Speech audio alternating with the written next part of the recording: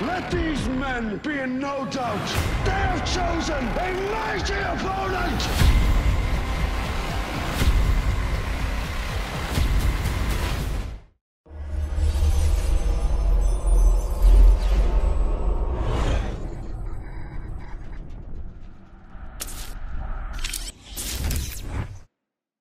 Rise, warrior. What's up, folks? My name is Sir Medieval, and today we're going to be talking about some Conqueror'sBlade. It's going to be an interesting turn of events this week because Conqueror'sBlade is actually going to be going into its closed beta test this week, finally. Now, this game has had multiple testing phases in multiple regions, but now it's coming to the doorstep of North America and Europe.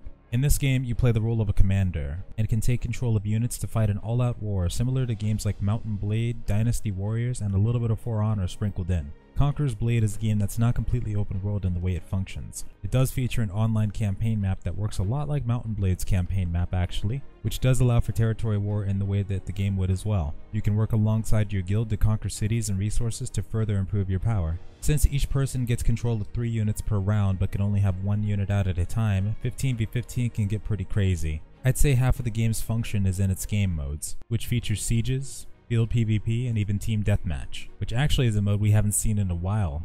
Alongside these, there's also the ability to engage in PvE content, different maps featuring different engagements with AI commanders that have their own special abilities and classes. This is also another way to get really good experience, or at least it was back then. So for those of you who enjoy PvE more than PvP, this is a mode that you could definitely enjoy.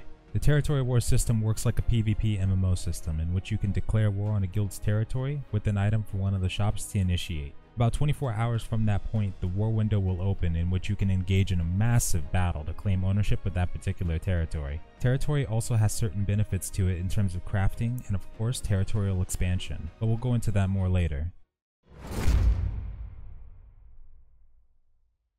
Open world will also feature field battles in which you can engage in massive battles like in Mountain Blade with 10 parties showing up to duke it out.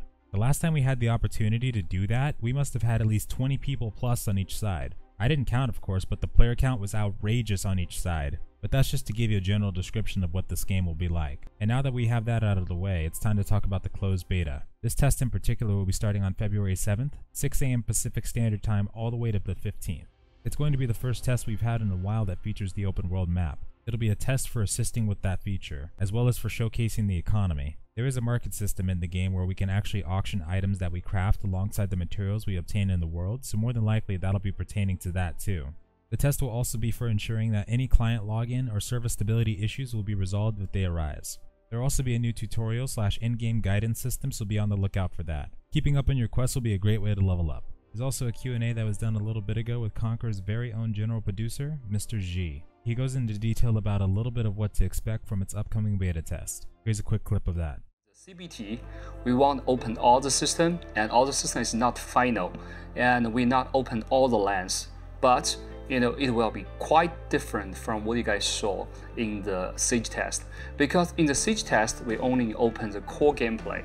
So we know everyone loves Siege, everyone loves to fight and shooting the artillery, commanding the units. But in the CBT, it's the first chance for our gamers. You have a chance to play in the real world, and you will see the whole world, actually the first 2 lands, and you will find there's a resource here. You can collecting the resource, you can do your own manufacturing, and you can do the crafting, you can do the trading, and you can, be the lord of your own city.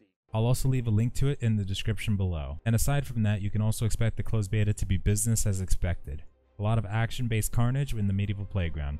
Lastly, at this moment, the only 2 regions that will be open for sure will be the western and eastern region. Each one has its own unique unit types and terrain, so be sure to be on the lookout for both of those before you make a decision. And with that, thank you all very much for joining me, and I hope you have a wonderful night or day. Farewell. Dreams of power and glory drove us. We pledged our souls, for the world was the prize. Cities fell before us as we draped our banner across the continent. Our war was terrible, magnificent. I remember the roar of cannons, the cries of the wounded, the terror in the eyes of friend and foe alike. But I also remember how my brothers braved waves of lances and hails of arrows, laughing in the face of death itself, to claim victory time after time.